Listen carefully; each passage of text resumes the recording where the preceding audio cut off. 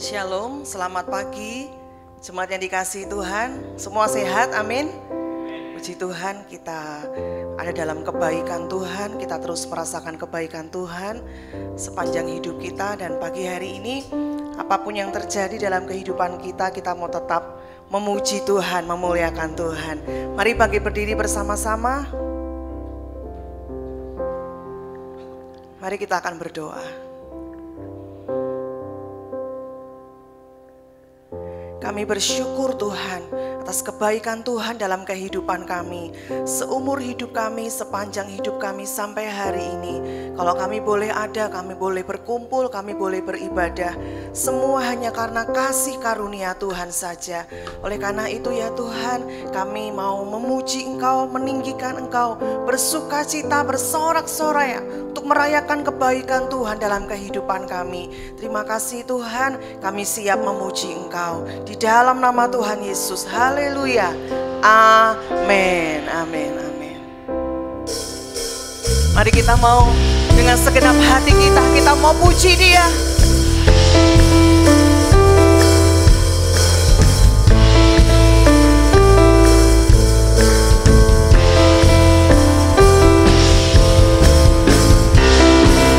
Kami memuji Engkau pagi hari ini ya Tuhan. Kami mau bersuka cita, bersorak-sorai karena Tuhan. Terima kasih Tuhan. Kami datang bawa pujian.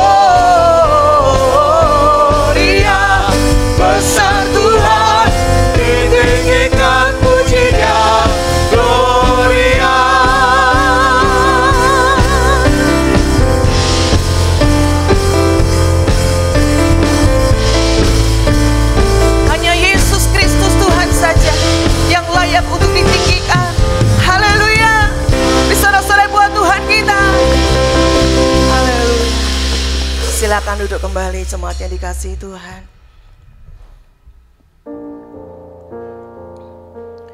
Mari terus bawa hati kita untuk mendekat kepada Tuhan. Kita mau terus ingat akan kebaikan Tuhan. Biar mata hati kita, seluruh hidup kita hanya berfokus kepada Tuhan pagi hari ini waktu kita beribadah. Terima kasih Tuhan. Kau lawat setiap kami, baik kami yang ada di tempat ini, maupun setiap umat-Mu yang beribadah di rumah. Biar kami bisa fokus benar-benar untuk memuji, menyembah Tuhan. Kami bisa fokus benar-benar menyediakan waktu-waktu ke depan ini Tuhan, untuk mendengar firman Tuhan, untuk kami terhubung dengan Tuhan secara pribadi. Kau lawat setiap kami ya Tuhan pagi hari ini. Terima kasih Tuhan. Selalu ku ingat segala kebaikan-Mu di waktu lalu hingga kini.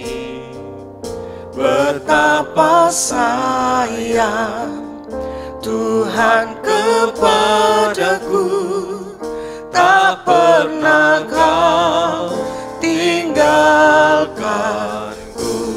Mari katakan, selalu ku ingat segala kebaikan-Mu di waktu lalu hingga kini. Betapa sayang Tuhan kepadaku, tak pernah Kau tinggalkanku. Ku selalu bersyukur kepadamu, besar setiamu di sepanjang hidupku. Segala yang ku perlu telah Kau sediakan. Sungguh besarlah kasih setiamu. Ku selalu bersyukur kepadamu, besar setiamu di sepanjang hidupku. Segala yang ku perlu telah Kau sediakan. Sungguh besarlah kasih setiamu.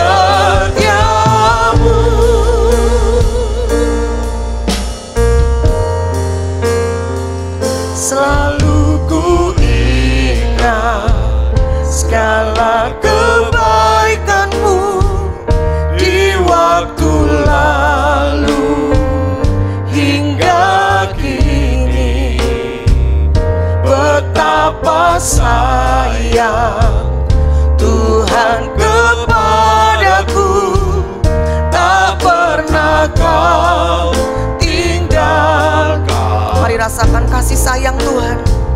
Selalu ku ingat segala kebaikan-Mu di waktu yang lalu, di tahun 2020 ini hingga hari ini. Mari katakan betapa sayang, betapa Tuhan itu sayang kepada kita. Tuhan tidak pernah tinggalkan kita. Mari sekali lagi dari awal. Mari katakan, selalu ku ingat segala kebaikan-Mu di waktu lalu hingga kini. Betapa sayang Tuhan kepadaku, tak pernah Kau tinggalkanku. Ku selalu bersyukur kepadamu, besar setiamu di sepanjang hidupku. Segala yang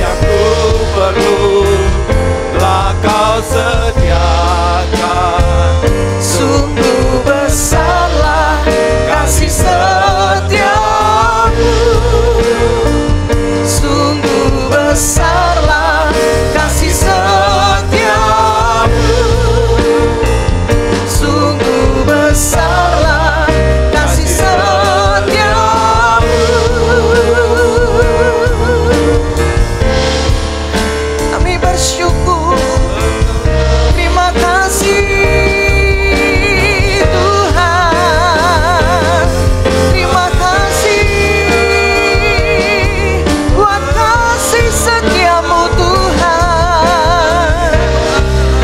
Kami bersyukur buat kebaikan-Mu. Semua karena anugerah-Mu, semua karena kasih-Mu Tuhan. Terima kasih buat kasih sayang-Mu, buat kasih setia-Mu sampai hari ini Tuhan. Betapa Engkau sayang kepada kami, betapa Engkau sayang. Engkau mengasihi kami dengan kasih yang sempurna,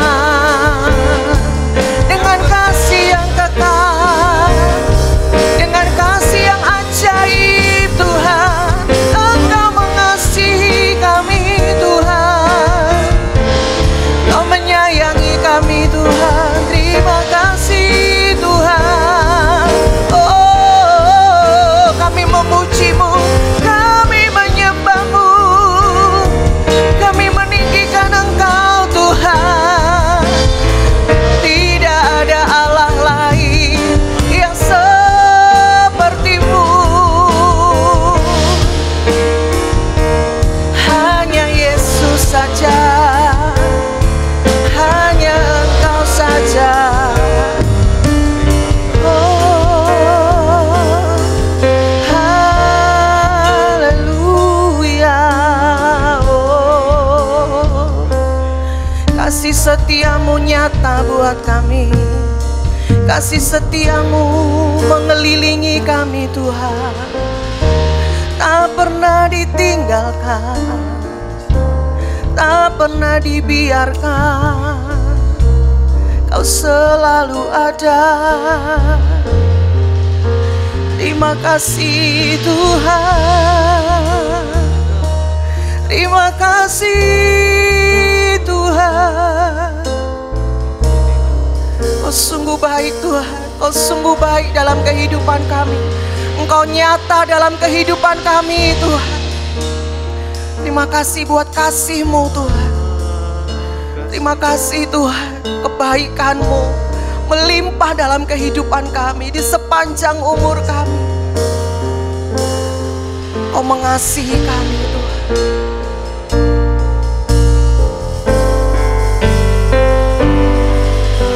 Tuhan, Engkau ajaib bagiku. Tak ada yang tak mungkin bagimu. Kau yang telah berfirman dan semuanya jadi. Tuhan, Engkau ajaib bagiku. Tuhan, Engkau ajaib. Tuhan, Engkau ajaib bagiku. Tak ada yang tak mungkin bagimu. Semua yang ku saksikan, semua yang ku saksikan, perbuatan tangan-Mu. Tuhan, Engkau ajaib bagiku. Sungguh ku percaya tiada yang mustahil.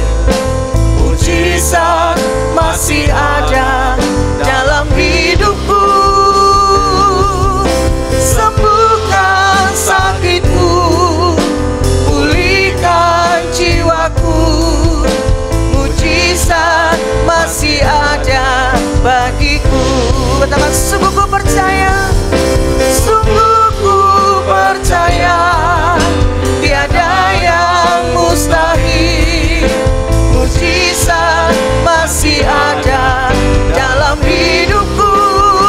Sembuhkan sakitku, pulihkan Tuhan, pulihkan jiwaku. Mujizat masih ada bagiku.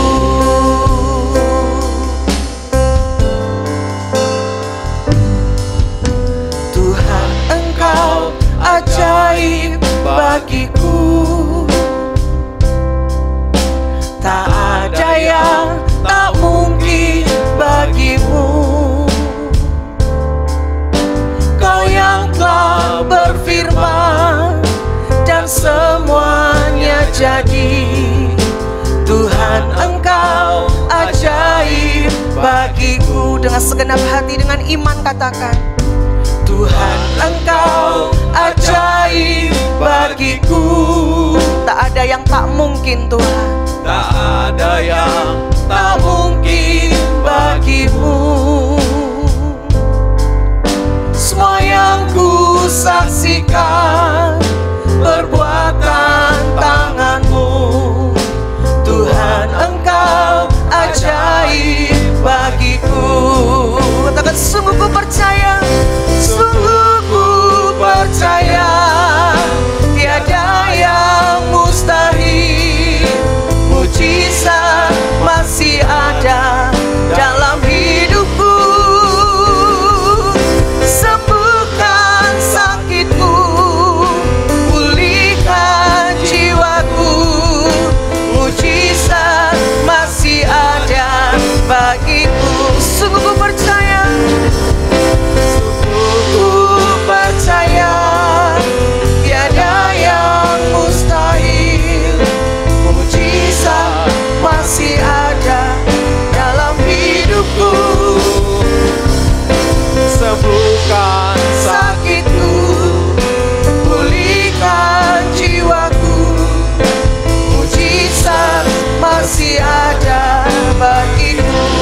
Mari sekali lagi kita katakan, sungguh ku percaya, tiada yang mustahil. Mujizat masih ada dalam hidupku. Sembuhkan sakitku, pulihkan jiwaku. Mujizat masih ada bagiku. Mujizat masih ada bagiku. Mujizat masih ada bagiku.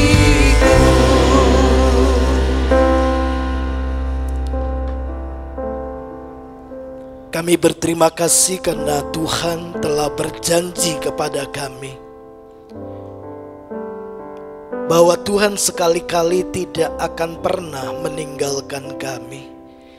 Itu yang membuat kami kuat, karena segala perkara kami dapat tanggung itu di dalam Kristus yang berdiam di dalam diri kami dan yang olehnya kami beroleh kekuatan. Terima kasih. Pagi ini kami datang dengan hati yang terbuka untuk belajar dari firman-Mu. Bahkan mungkin kami ditegur, dididik di dalam kebenaran, supaya kami terus bertumbuh pada level-level di mana kami menjadi serupa dengan karakter Kristus. Tolonglah hamba-Mu dengan bahasa yang sederhana, supaya setiap kami yang menerima pengajaran ini kami diberkati oleh Tuhan. Di dalam dan demi nama Yesus Kristus kami sudah berdoa. Amin. Shalom Bapak Ibu. Baik, kita sama-sama pagi ini kita mau belajar firman Tuhan. Nah, Bapak Ibu yang dikasihi oleh Tuhan, pandemi COVID-19 dengan semua problema dan semua kesulitan-kesulitan yang kemudian ditimbulkan dalam seluruh aspek kehidupan manusia, saya percaya bahwa Tuhan izinkan itu. Ya, Tuhan bahkan menggunakan pandemi ini selain untuk memurnikan kualitas hidup orang-orang percaya. Nah, saya percaya bahwa melalui pandemi COVID-19 ini Tuhan sedang menggiring kita pada sebuah kesadaran yang baru bahwa manusia benar-benar membutuhkan Tuhan.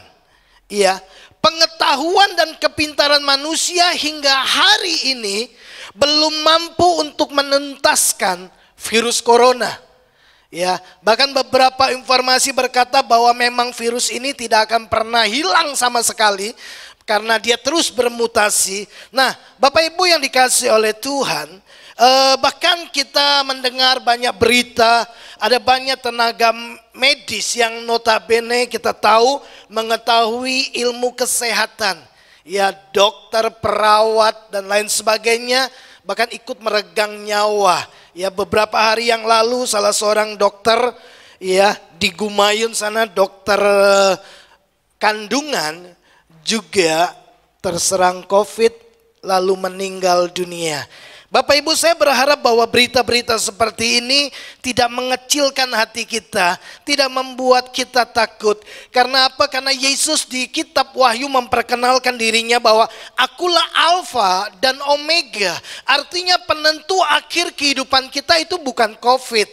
Ya, ada jutaan orang terserang COVID, ada ribuan dan jutaan juga yang sembuh. Ya, yang sembuh jauh lebih banyak daripada yang meninggal. Artinya begini, COVID bukan penentu hidup dan matinya manusia, tapi Yesus Kristuslah penentu kata akhir bagaimana kehidupan kita. Amin. Nah, Bapak Ibu yang dikasihi oleh Tuhan, mari kita belajar hari ini. Perhatikan ini baik-baik ya. Waktu saya coba merenung, saya menemukan sebuah perenungan dan saya mau share kepada Bapak Ibu Saudara. Coba lihat statement yang saya tulis di depan ini. Adalah tindakan kebodohan ya jika seseorang mengeluhkan susahnya dan beratnya kehidupan sementara ia memiliki solusi atas hal itu. Adalah sebuah tindakan kebodohan kalau seseorang itu terus mengeluhkan hidup ini susah, hidup ini berat, padahal dia mengetahui solusi. Dia memiliki solusi atas hal itu. Bapak Ibu, saya coba tampilkan gambar logo Google ya, kemudian Google Map ya. Nah, kita tahu bahwa Bapak Ibu bisa dapatkan beragam-ragam informasi, pengetahuan tentang apapun di zaman sekarang, zaman-zaman yang sudah lalu. Saudara tinggal ketik saja dan saudara akan temukan informasi tentang itu. Saudara bisa tanya kepada Mbak Google, ya, kalau saya batuk pilek, obat apa yang cocok, ya, Mbak Google akan informasikan banyak hal kepada saudara. Kalau saudara mau melakukan sebuah perjalanan dan Bapak Ibu tidak tahu jalannya, Bapak Ibu tidak pernah melewati jalan itu, Bapak Ibu bisa searching dan temukan jalan itu lewat Google Map. Ya, semua itu mereka bisa memberikan informasi yang Bapak Ibu butuhkan ya. Kalau kita mengeluh, aduh gimana ya caranya saya bisa sampai ke Bandung gitu ya. Bapak Ibu, itu bukan alasan mengeluh untuk hari-hari ini. Google Map bisa menuntun Bapak Ibu Saudara bahkan sampai di tempat tujuan. Nah, saya waktu merenungkan ini, saya mau coba sharekan kepada Bapak Ibu Saudara. Saya mau sodorkan satu ilustrasi untuk memberikan kepada kita sebuah pemahaman bahwa seringkali kita bertindak bodoh, mengeluhkan kehidupan kita, mengeluhkan susahnya, beratnya, letih, lesu dan beban berat yang kita tanggung sepanjang kehidupan kita. Sementara kita memiliki solusi kehidupan. Nah, saya kasih ilustrasi ini berharap Bapak Ibu bisa menangkap apa yang menjadi pesan yang saya coba sodorkan kepada Bapak Ibu Saudara. Anggaplah begini, seorang bapak memiliki seorang anak yang sudah cukup dewasa, kemudian anak ini menikah, bapak ini kemudian mempercayakan kepada anak ini, anaknya yang dia kasihi sebuah usaha dan dia berharap bahwa usaha ini anaknya konsentrasi, fokus pada bagaimana mengembangkan usaha ini. Untuk itu, persoalan kehidupan sehari-hari di rumah, dia kemudian bapak ini mempercayakan, dia berikan karyawan terbaiknya yang selama ini telah mengikut dia puluhan tahun dan anaknya ini sangat mengerti karyawan ini. Katakanlah karyawan ini namanya Bapak Untung. Nah, Bapak Untung ini telah teruji selama sekian puluh tahun mengikuti bapaknya. Dia dapat dan dia cakap mengerjakan apapun. masalah ledeng, masalah genteng bocor, ya masalah masak, masalah apa saja. Dia terampil, dia punya pengetahuan, dia punya keterampilan untuk melakukan semuanya itu. Dengan memberikan karyawan terbaik ini, dia berharap anaknya tidak dipusingkan dengan masalah-masalah yang ada di rumah. Mau makanan sehat, dia jago masak. Mau merawat kebun, dia pandai berkebun. Mau beternak, dia jago dalam memelihara hewan dan lain sebagainya. Nah, itu harapan bapaknya. Bapak Ibu, kemudian ya, beberapa waktu kemudian anak ini seringkali telepon papanya mengeluh dan menyampaikan beratnya kehidupan yang dia harus jalani. Dia keluhkan bahwa beberapa hari lalu dia nggak bisa tidur dengan tenang karena genteng bocor. Lalu dia menghabiskan waktu memperbaikinya. Kemudian dia berkata begini, saya ini badan nggak enak. Karena apa? Makanan-makanan sekarang nggak sehat. Bapak Ibu, kemudian bapaknya bilang begini, Pak Untung kemana? Bukankah semua itu dapat diselesaikan, dapat dikerjakan, dapat dituntaskan oleh Pak Untung? Masalah genteng gampang, kamu kan tahu Pak Untung bisa. Lalu dia bilang begini, saya tidak mau merepotkan Pak Untung. Saya pikir saya bisa melakukannya. Bapak Ibu, bapaknya gedek-gedek, bingung, ya. Karena apa? Karena dia berharap bahwa semua urusan rumah, mencuci kebun dan lain sebagainya itu bisa diselesaikan oleh Pak Untung. Karena Pak Untung mampu, cakap dan bisa selesaikan semuanya. Tapi yang terjadi adalah begini. Keterampilan, kemampuan, kecakapan, ya semua yang dimiliki oleh Pak Untung sama sekali tidak dimanfaatkan oleh si anak ini. Karena dia merasa bisa, dia merasa masih muda, masih kuat, dia mengerjakan semuanya. Sebagai akibatnya, dia mengalami kelelahan. Dia nggak bisa fokus pada bisnisnya. Lalu bapaknya bilang begini, untuk apa saya kasih Pak Untung buat kamu, kalau Pak Untung tidak kamu pergunakan dengan sebaik-baiknya. Bapak Ibu, tahukah kita bahwa seringkali kita juga lakukan hal yang sama loh. Seperti itu, kita mengeluhkan kehidupan kita. Kita berkata banyak masalah dalam kehidupan kita. Sementara Bapa di surga telah memberikan Yesus Kristus ada di dalam diri kita. Bapa di surga telah mempercayakan Roh Kudus berdiam di dalam diri kita. Tapi kita terus mencoba mengerjakan segala sesuatu dengan kekuatan kita. Bapak Ibu coba perhatikan ini baik-baik. Ya.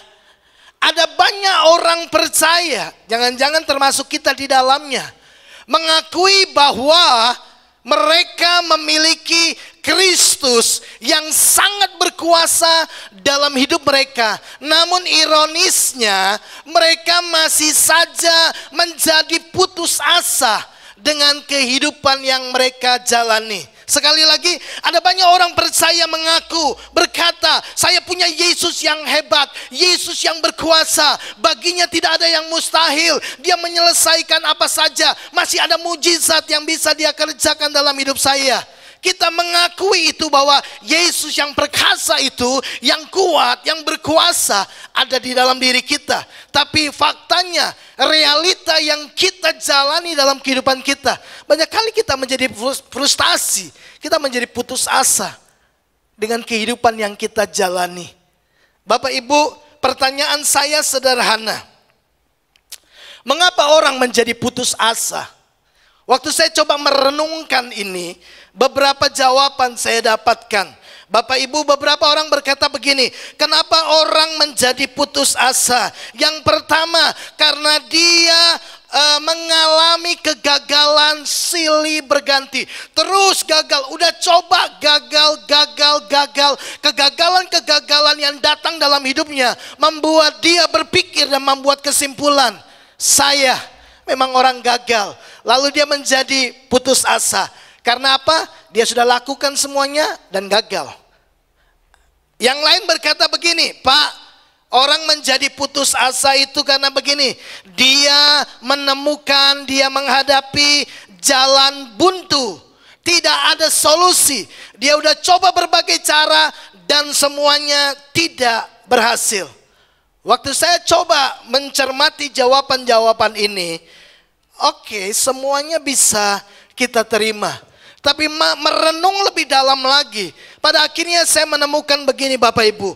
Penyebab sesungguhnya orang menjadi putus asa adalah karena mereka mengandalkan kekuatan mereka sendiri. Karena mereka mencoba menyelesaikannya dengan kekuatan dan cara mereka sendiri. Jangan-jangan kita seperti itu. Kita seringkali berkata bahwa Tuhan tidak mungkin gagal. Bapak Ibu setuju? Bahwa Tuhan kita tidak mungkin gagal.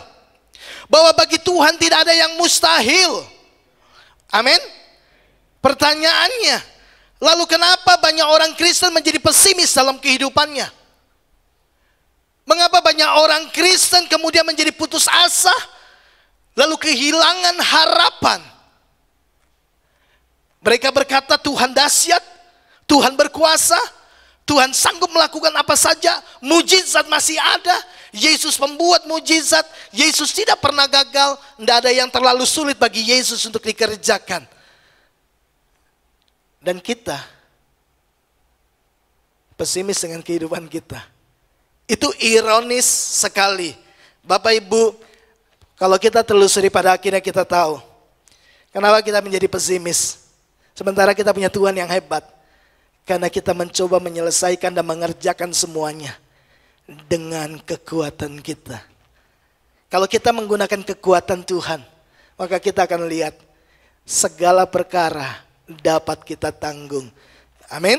Nah, pernahkah Bapak Ibu mendengar pernyataan orang berkata begini, sabar itu ada batasnya Pak. Halo, pernah? Kesabaran manusia itu ada batasnya. Tahukah Bapak Ibu apa makna dari semuanya itu?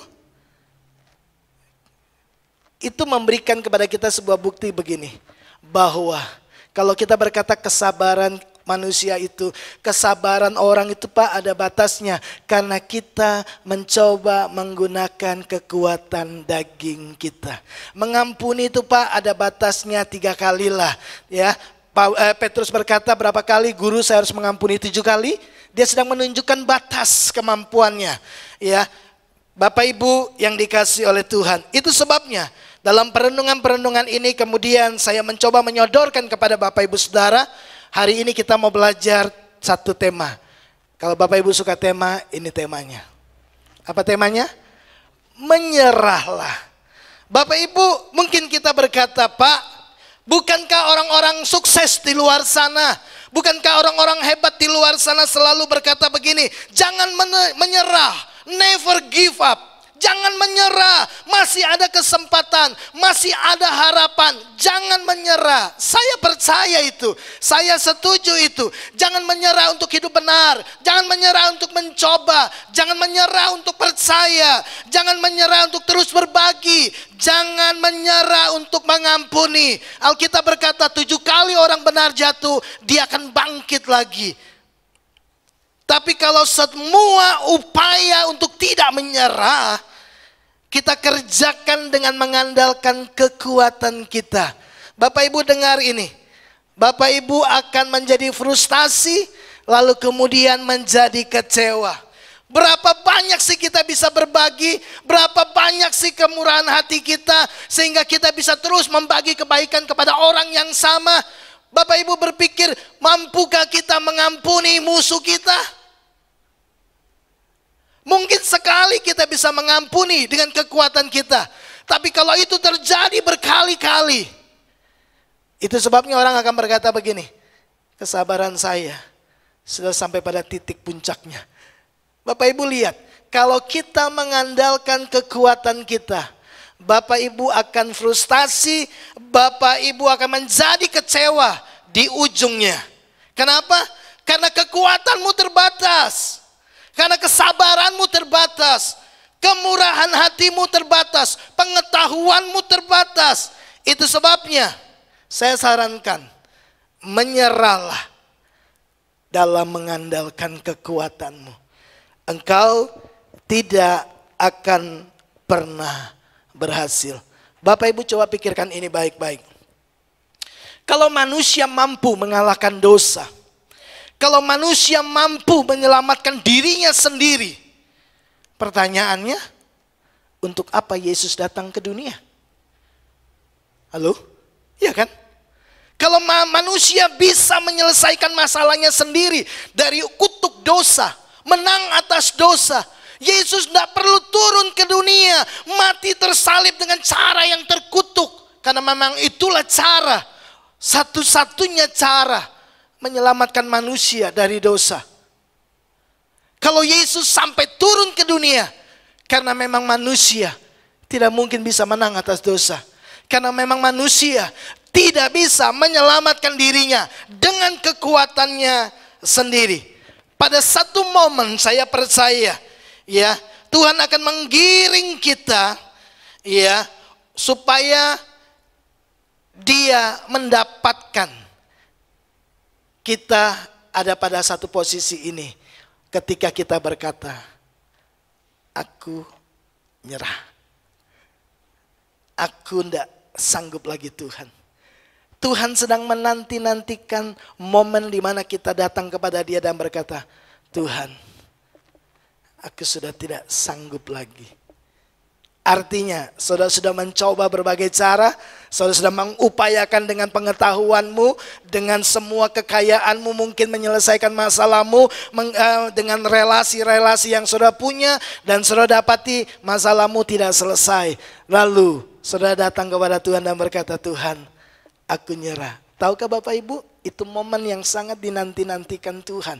Tuhan biarkan kita mencoba, coba saja kalau kau mampu.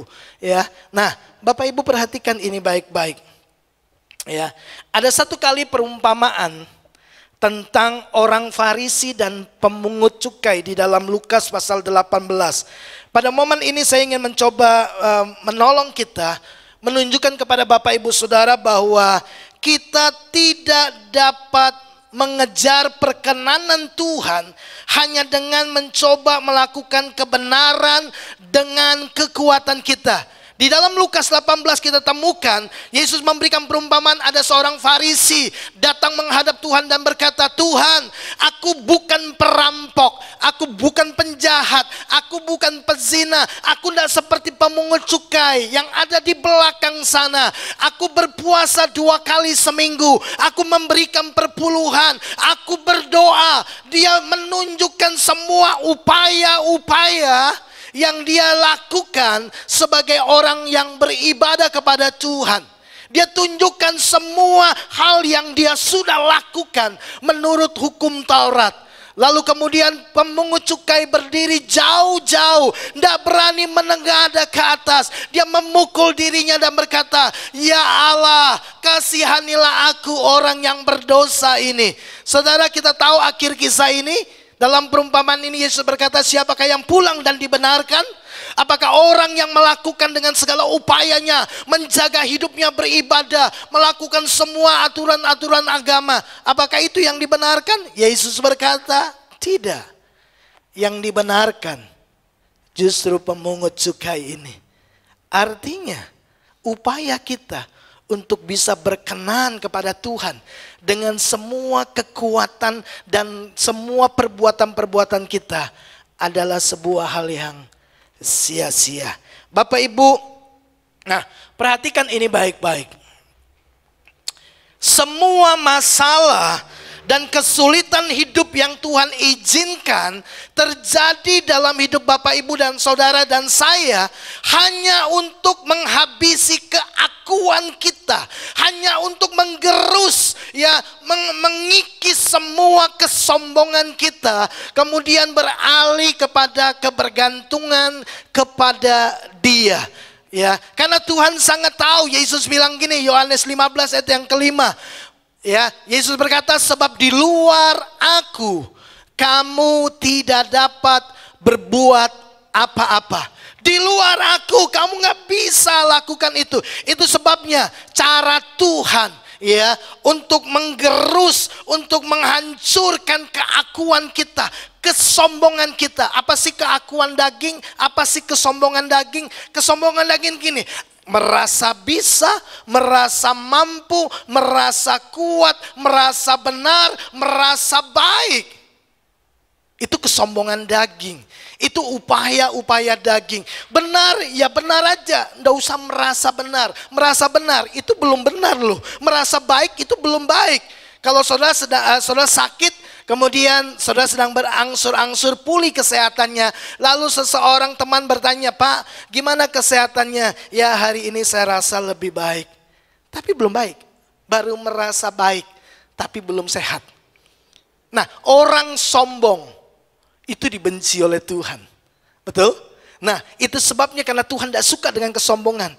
Dia pakai persoalan, dia pakai masalah, dia pakai kesulitan untuk mengikis kesombongan kita. Sampai pada satu titik kita berkata, "Tuhan, aku gak sanggup lagi.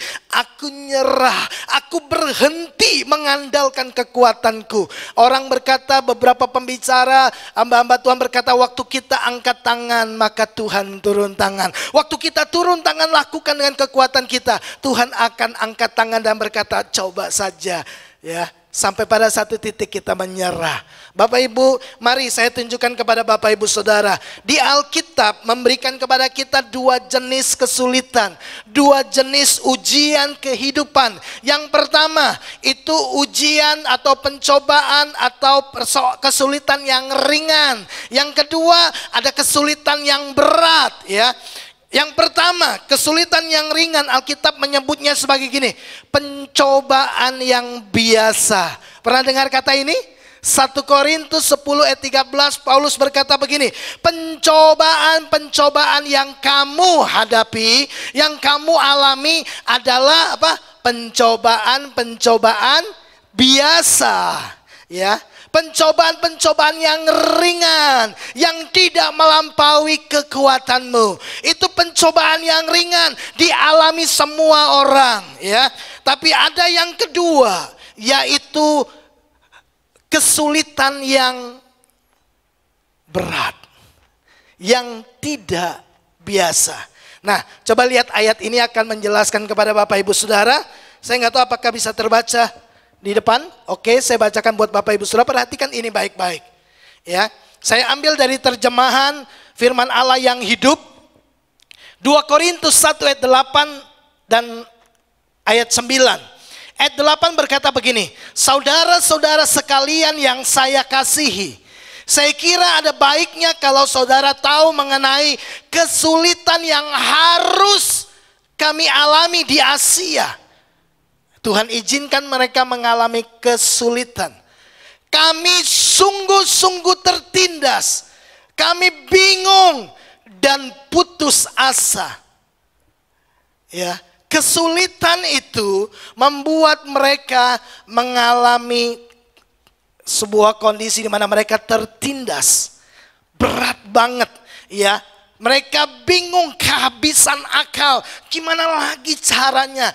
Akhirnya, ya, kemudian mereka menjadi putus asa dan mengira kami akan mati dalam kesulitan-kesulitan itu. Saya coba sodorkan kepada Bapak Ibu Saudara terjemahan dari Alkitab yang terbuka. Ayat 8 berkata begini, saudara-saudara, kami tidak ingin kamu tidak mengetahui tentang penderitaan yang kami alami di Asia.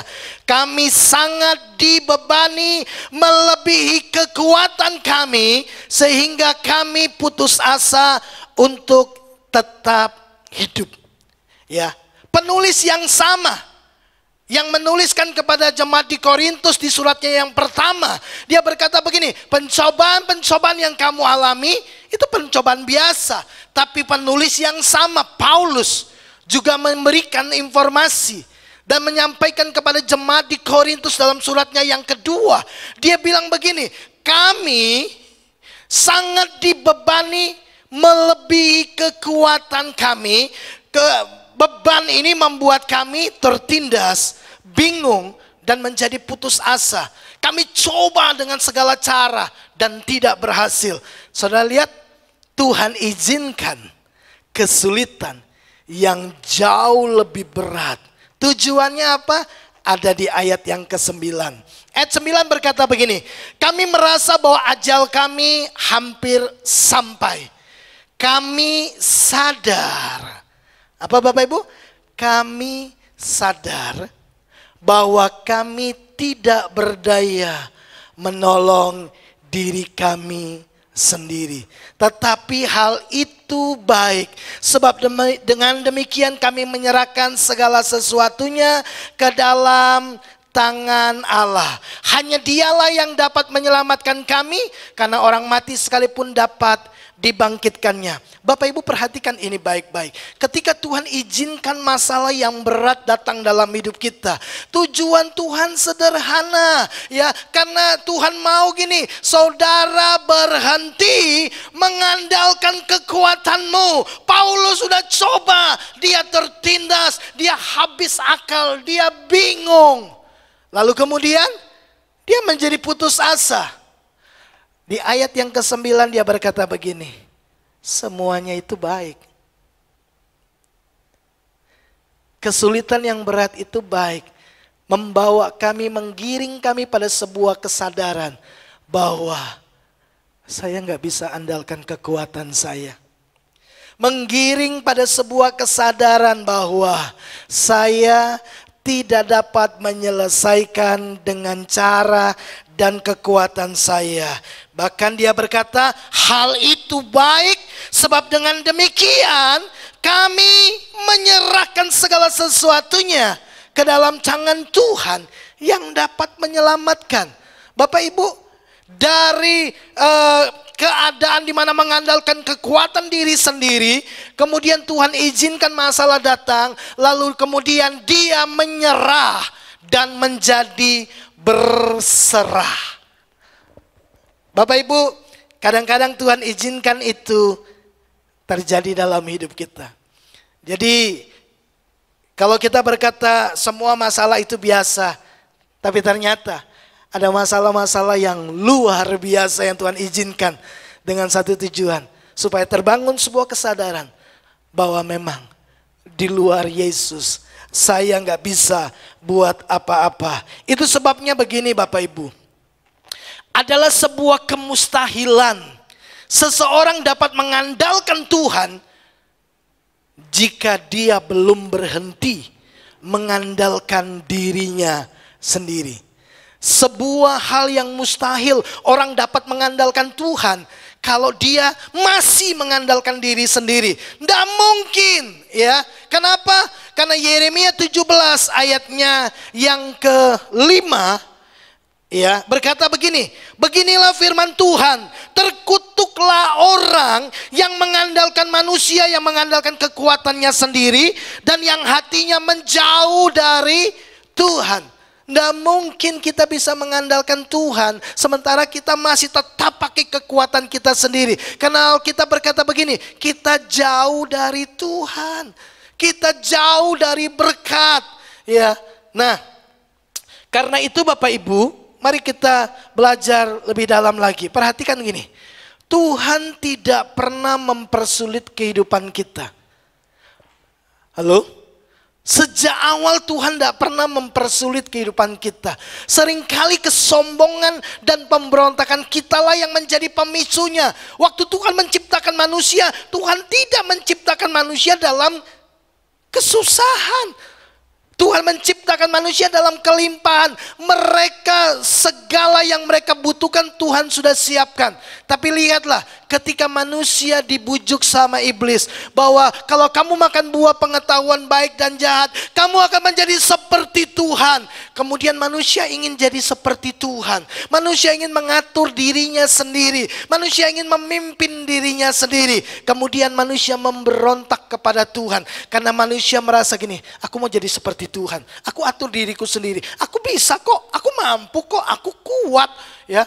Aku pintar, aku punya pengalaman, aku punya uang. Wah, Bapak Ibu, disitulah kemudian kehidupan mulai menjadi sulit. Bapak Ibu, penghalang, ya, kuasa Tuhan bekerja dalam kehidupan kita, itu adalah keakuan kita, kesombongan kita. Nah, Bapak Ibu nanti di rumah coba Bapak Ibu baca ini baik-baik. Di dalam Yeremia 17 ayat yang ke-5 sampai yang ke-6, ya, Tuhan memberitahukan kepada kita bagaimana manusia mengandalkan dirinya sendiri. Lalu di ayatnya yang ke-7 dan ke-8, bagaimana kondisi orang yang mengandalkan Tuhan. Lihatlah, orang yang mengandalkan kekuatannya sendiri, Alkitab berkata gini, terkutuklah orang itu. Orang itu akan jauh dari berkat Tuhan. Orang itu akan jauh dari hidup bersekutu dengan Tuhan. Saudara lihat, terkutuklah orang yang mengandalkan manusia, yang mengandalkan kekuatannya sendiri, dan hatinya menjauh daripada Tuhan. Jadi bagaimana mungkin orang bisa mengandalkan Tuhan kalau dia masih tetap mengandalkan dirinya sendiri? Hatinya saja jauh dari Tuhan. Sementara lihatlah, orang yang mengandalkan Tuhan, Alkitab berkata, diberkatilah. Ya, dia tidak akan khawatir. Ya, sekalipun dalam tahun yang kering, tahun yang sulit. Sementara orang yang mengandalkan diri sendiri, dikatakan gini, ia tidak akan mengalami datangnya keadaan baik. Wow, saudara lihat, sangat jelas apa yang menjadi akibat kalau kita mengandalkan diri kita sendiri. Dengan cepat saya ingin sodorkan kepada Bapak Ibu Saudara, kerugian mengandalkan kekuatan diri sendiri. Yang pertama Bapak Ibu, kalau kita mengandalkan kekuatan kita sendiri, yang pertama saudara akan lelah dalam kehidupan. Saudara akan capek, ya. Saudara capek dengan kehidupan saudara, lalu kemudian nanti berakhir dengan gini, keputusasaan, kekecewaan. Kalau seorang pebisnis, saudara akan menjadi takut dan khawatir ketika ada pesaing yang baru, usaha yang sama, kemudian buka toko di seberang saudara. Dia punya modal yang lebih banyak, dia punya fasilitas yang lebih oke, tokonya lebih menarik.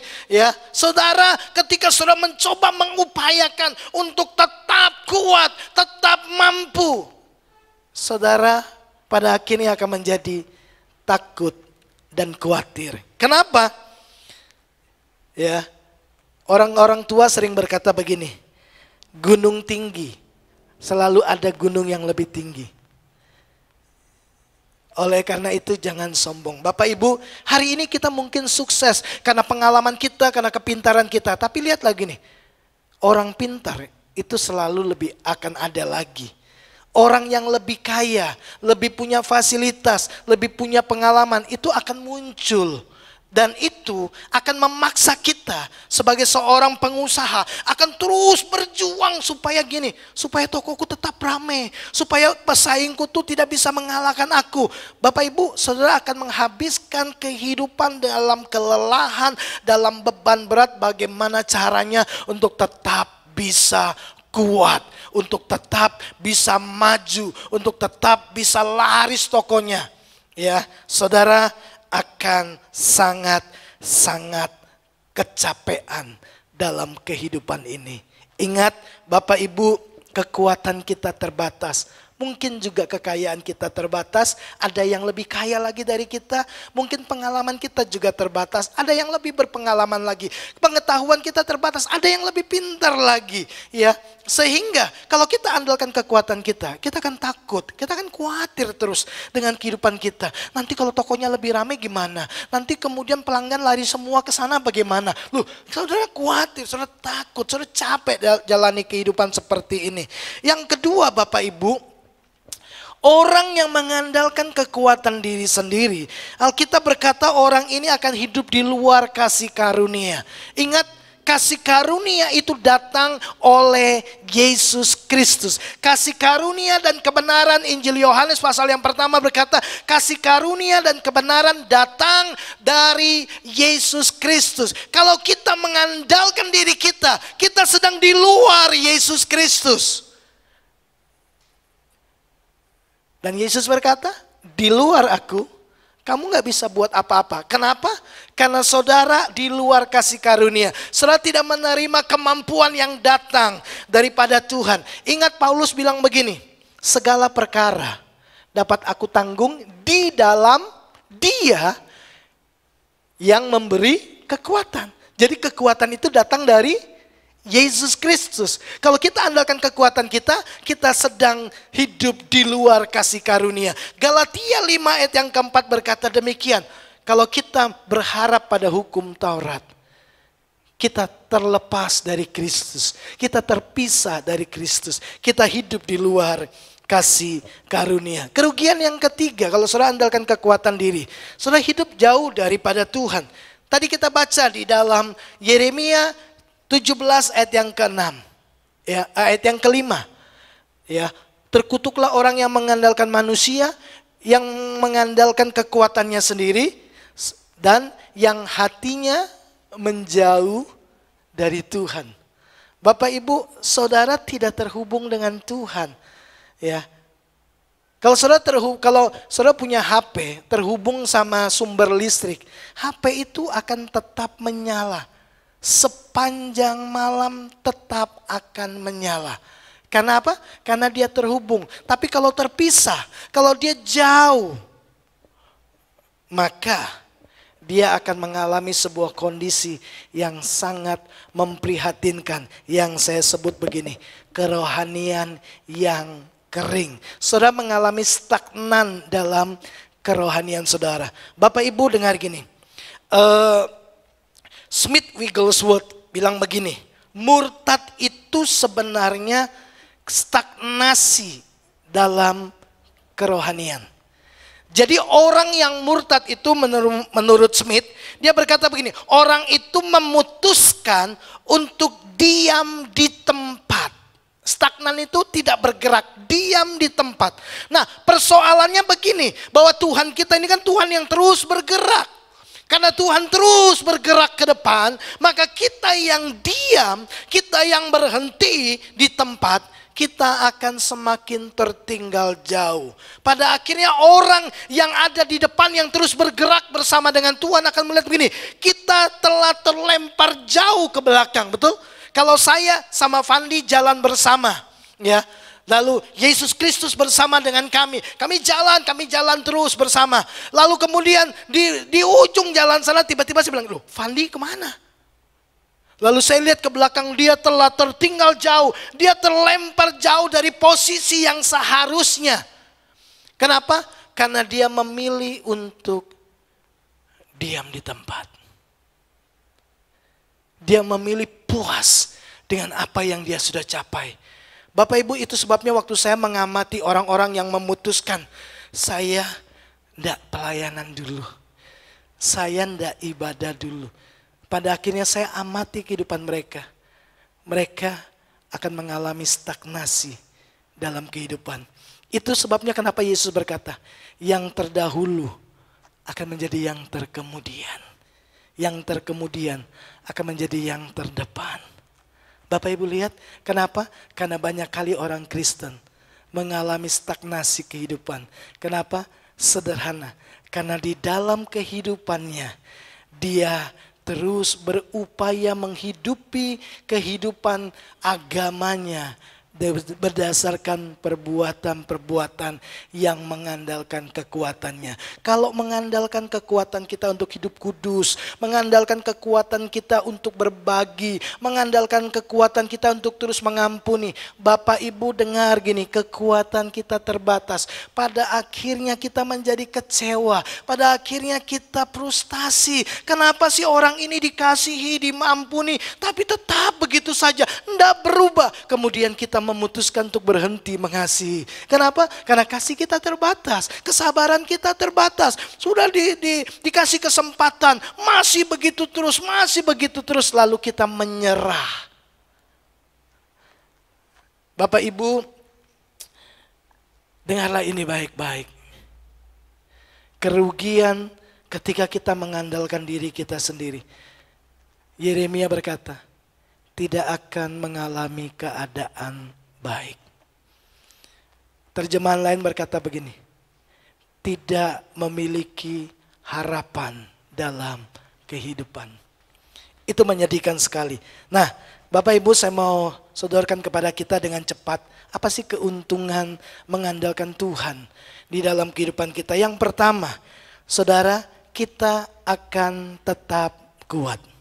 Ingat, Tuhan itu sumber dari kekuatan kita. Perhatikan ayat ini, ya. Di dalam 2 Korintus pasal yang keempat, saya lupa tulis ini 2 Korintus pasal yang keempat, ayat yang ke-7, 8, 9, dan 10 saya mau sodorkan kepada Bapak Ibu Saudara. Ya, ketika Paulus menyadari hal ini, kemudian dia membuat sebuah pernyataan yang luar biasa.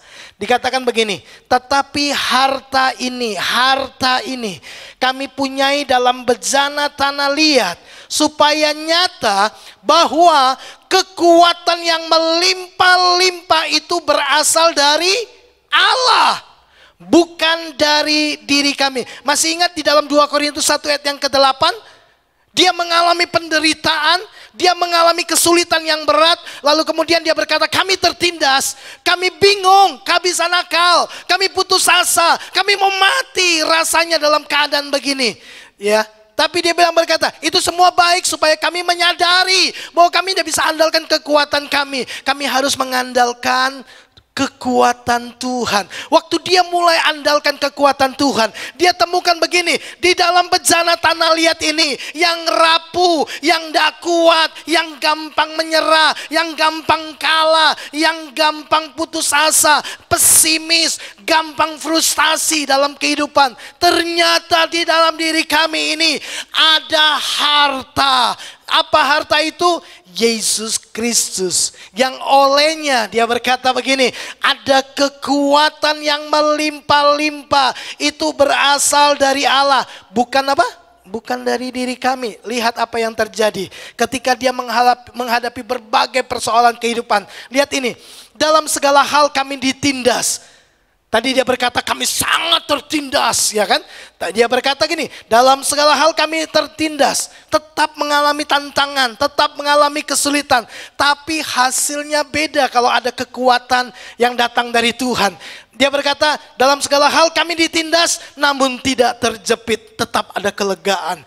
Kami habis akal, bingung, namun tidak putus asa. Kemudian kami dianiaya, tapi tidak ditinggalkan sendirian.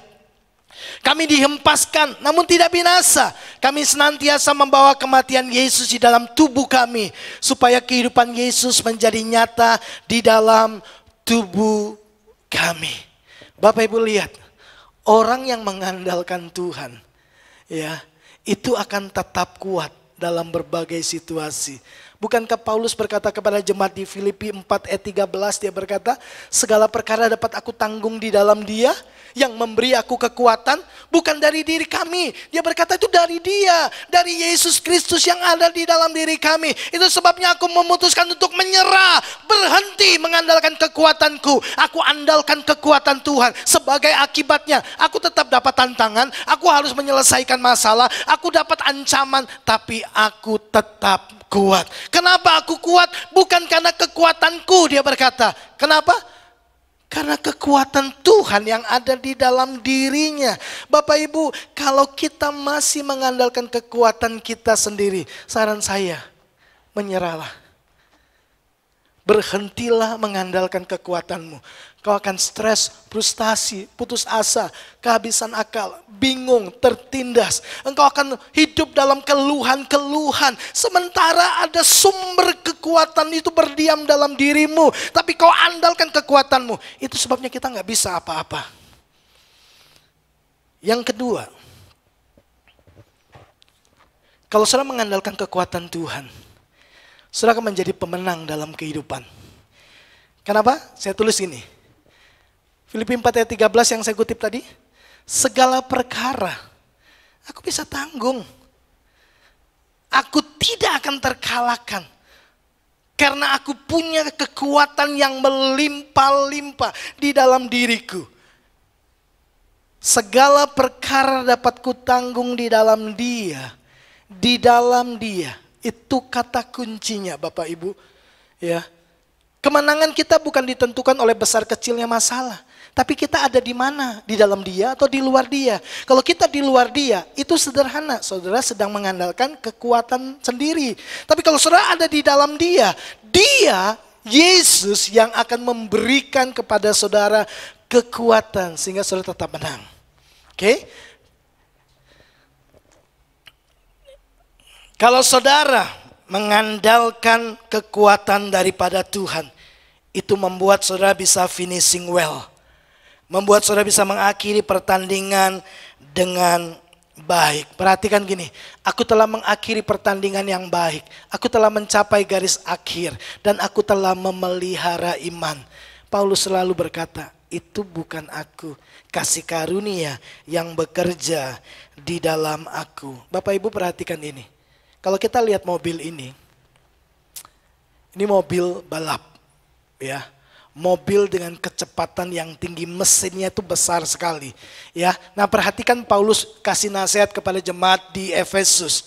Akhirnya dari semua panjang lebar pasal 1, 2, 3, 4 dan pasal 6 itu pasal yang terakhir.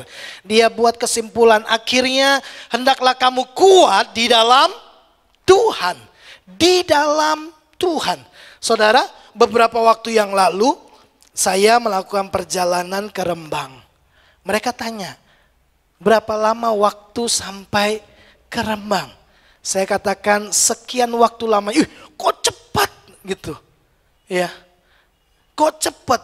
Saya bilang, saya cepat karena saya ada di dalam mobil. Kalau saya jalan kaki, saya sampainya bisa beberapa hari. Betul kan? Kalau saya andalkan kekuatan saya masih muda, saya jalan gini, saya mampu. Ya, saya bisa berhenti kalau capek. Kalau saya andalkan kekuatan saya mungkin bisa sampai 2 hari. Karena saya ada di dalam mobil, kecepatan mobil itulah yang membuat saya cepat sampai di tempat tujuan. Saya mah nggak berat, saya nggak capek. Kalau saudara ada di dalam Kristus, kekuatan Kristuslah yang mengerjakannya di dalam diri kita. Bapak Ibu, di dalam terjemahan yang lain bahasa Indonesia sehari-hari, hendaklah kalian menjadi kuat dengan kekuatan yang kalian dapat dari kuasa Tuhan. Karena kalian bersatu dengan Dia. Itu alasan kenapa Yesus berdiam di dalam diri kita. Supaya saudara tetap kuat. Karena Dia mau kasih kita kekuatan. Pakailah seluruh perlengkapan senjata, perlengkapan perang yang diberikan Allah kepadamu. Supaya kalian dapat bertahan. Dapat bertahan. Tetap kuat melawan tipu muslihat iblis, siasat-siasat yang licik dari iblis. Yang ketiga, dengan cepat Bapak Ibu perhatikan, keuntungan yang ketiga. Kalau saudara mengandalkan kekuatan Tuhan, saudara akan hidup bahagia dan diberkati dan menjadi berkat. Perhatikan ayat ini baik-baik. Diberkatilah. Oh, coba kalau orang diberkati pasti hidupnya, ya kalau diberkati Tuhan pasti hidupnya akan bahagia, ya.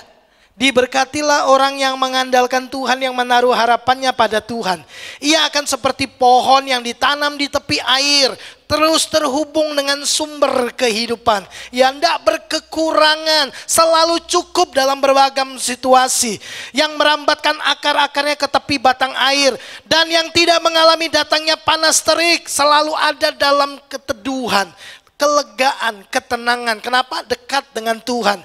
Dan tidak mengalami datangnya panas terik, yang daunnya tetap hijau, yang tidak khawatir dalam tahun kering. Bapak Ibu bayangkan, kalau saudara andalkan Tuhan, saudara tidak khawatir, saudara happy, saudara bahagia, saudara diberkati Tuhan, saudara dijaga Tuhan, saudara dilindungi Tuhan. Dan yang tidak berhenti menghasilkan buah. Wow, selalu berhasil, diberkati untuk menjadi berkat. Kalau kita andalkan kekuatan kita, mungkin usaha kita bisa berhenti. Mungkin orang bisa mengalahkan kita dalam bisnis kita. Kalau kita mengandalkan Tuhan. Boleh tanya, siapa yang bisa mengalahkan Yesus Kristus? Siapa yang bisa mengalahkan Tuhan? Tidak ada. Dan sang pemenang itu ada di dalam diri kita. Yang terakhir Bapak Ibu, kalau kita mengandalkan Tuhan, keuntungan yang terakhir, ada banyak keuntungan sebenarnya. Yang terakhir saya kasih, saudara akan bertumbuh dalam keserupaan dengan Kristus. Bila kekuatan Tuhan bekerja lewat saudara, perbuatan saudara, pikiran saudara, sikap hidup saudara akan merupakan cerminan kehidupan Yesus Kristus. Orang akan melihat Yesus melalui hidup kita. Orang dibuat bersyukur melihat kesabaran saudara. Mereka melihat Yesus dalam hidup saudara. Mereka melihat kemurahan hati Yesus lewat hidup saudara. Bagaimana orang bisa melihat Tuhan lewat hidup kita. Itu sebabnya Yesus berdiam dalam diri kita. Waktu kita mengandalkan kekuatan Tuhan. Mengandalkan Tuhan dalam segala hal. Kekuatan itu yang bekerja melalui kita. Kebaikan itu terrealisasi, keluar melalui hidup kita. Kemurahan hati keluar melalui kita. Pengampunan keluar melalui kita. Dan orang berkata, orang Kristen itu memang luar biasa. Kenapa luar biasa? Sebenarnya yang luar biasa yang mereka lihat itu adalah Kristus yang ada di dalam diri kita. Bapak Ibu, saya tutup dengan ini. Baca ini baik-baik. Strategi kebohongan terbesar iblis adalah membuat kita yakin bahwa kita dapat melakukan kehendak Bapa dengan mengandalkan kekuatan dan dengan cara kita sendiri. Strategi kebohongan terbaik daripada iblis adalah gini, membuat saudara yakin bahwa dengan kekuatanmu, dengan caramu, dengan pengetahuanmu, dengan kekayaanmu, dengan apa yang ada padamu, ya, engkau dapat melakukan kehendak Bapa di surga. Kalau saudara mempercayai itu, saudara sedang termakan tipu muslihat iblis. Yesus, dia tahu akan hal itu. Dan Yesus tidak melakukannya. Perhatikan apa yang Yesus katakan. Dalam Yohanes 5 ayat yang ke-19. Ini Yesus sendiri loh yang ngomong. Ya, maka Yesus menjawab mereka katanya, aku berkata kepadamu, sesungguhnya anak tidak dapat mengerjakan sesuatu dari dirinya sendiri. Apa Yesus tidak mampu? Apa Yesus tidak berkuasa? Dia berbicara sebagai manusia 100%. Dia berkata gini, aku tidak bisa lakukan kehendak Bapakku dengan kekuatanku. Iblis datang dan berkata, bukankah engkau anak Allah? Jatuhkanlah dirimu. Yesus berkata, jangan mencobai Tuhan. Yesus tahu siasat daripada iblis adalah gini, menggiring kita untuk andalkan kekuatan kita sendiri. Andalkan manusia, andalkan kekayaan, andalkan semua yang ada dalam dunia. Waktu saudara mempercayai itu, saudara sedang tertipu. Saudara akan frustasi dengan kehidupan. Saudara akan datang kepada Tuhan dan berkata, aku sudah rajin berdoa Tuhan. Aku sudah rajin melayani. Aku sudah rajin memberi. Tapi semua upaya-upaya yang saudara kerjakan dalam melakukan kebenaran dengan kekuatan saudara. Makanya begini, ketika masalah datang, saudara protes. Saudara marah. Ya, karena saudara sudah capek lakukan itu, tapi kok masih dapat masalah ya. Beda dengan Paulus. Di awal dia protes, tapi begitu dia sadar gini, dia sadar bahwa aku tidak bisa andalkan kekuatanku.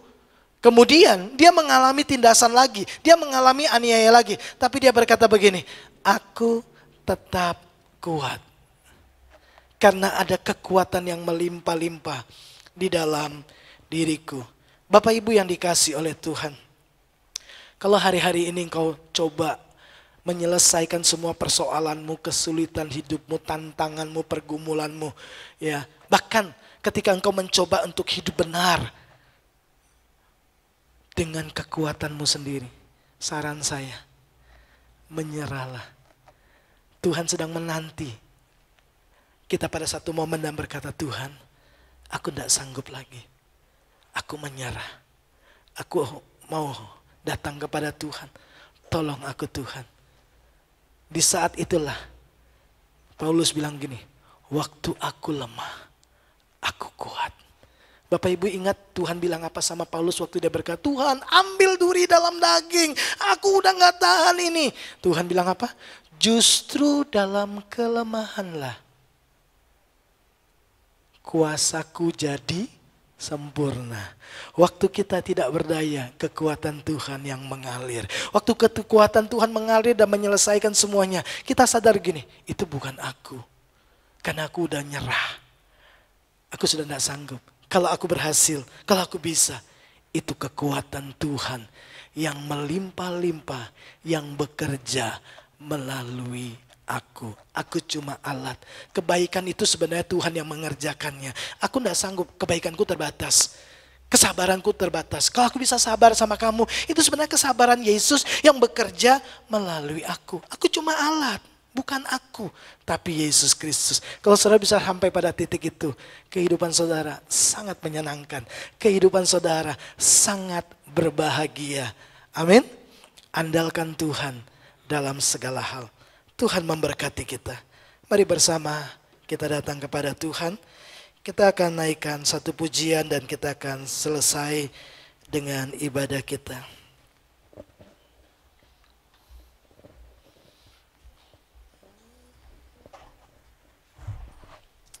Mari bangkit berdiri bersama-sama. Hampiri Tuhan dalam doa kita.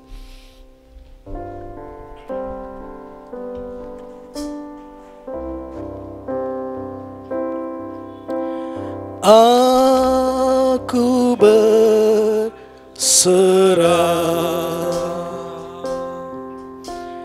aku berserah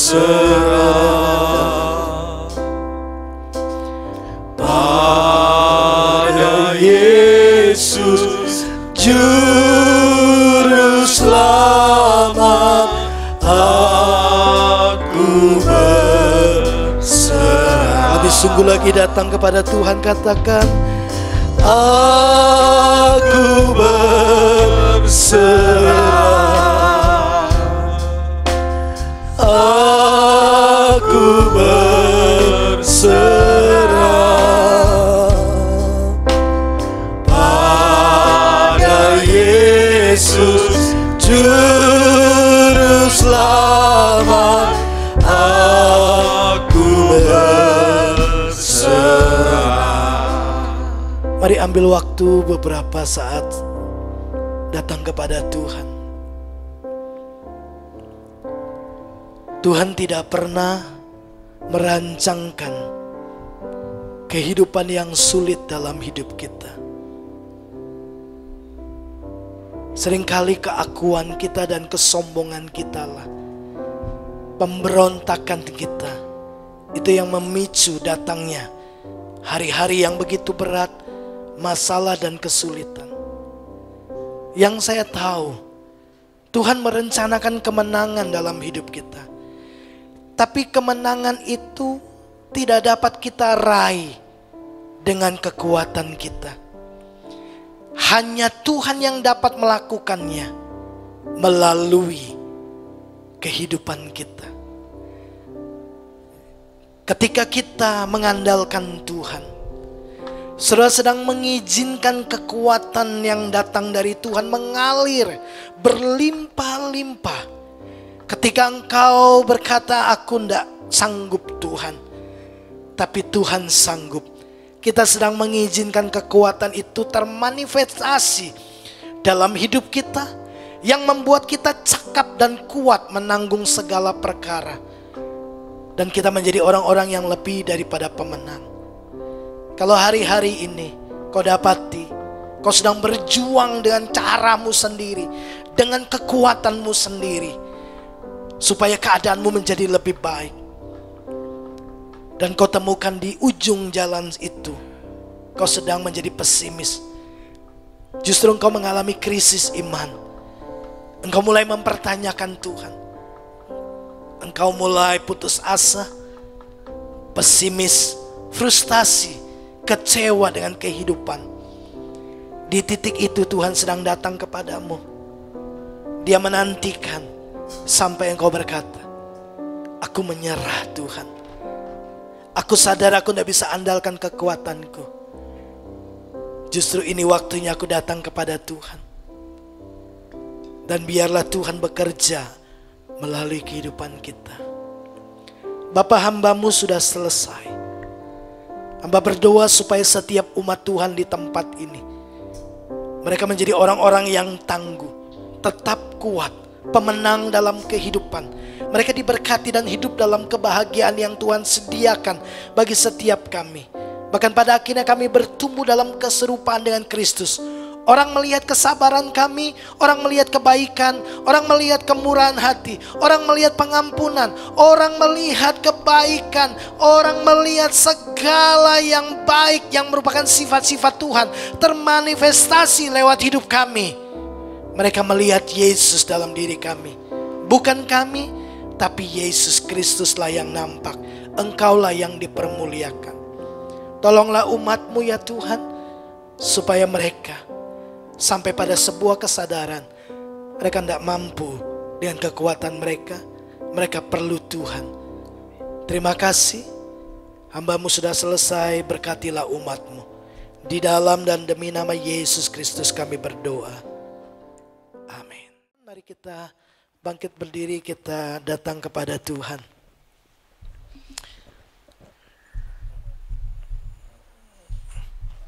Makasih Tuhan. Di akhir ibadah kami naikkan ucapan syukur. Betapa Tuhan baik. Sekali-kali Tuhan tidak meninggalkan kami. Bahkan ketika kami memberontak, Tuhan tetap mengasihi kami dengan kasih yang kekal. Kau menerima kami apa adanya.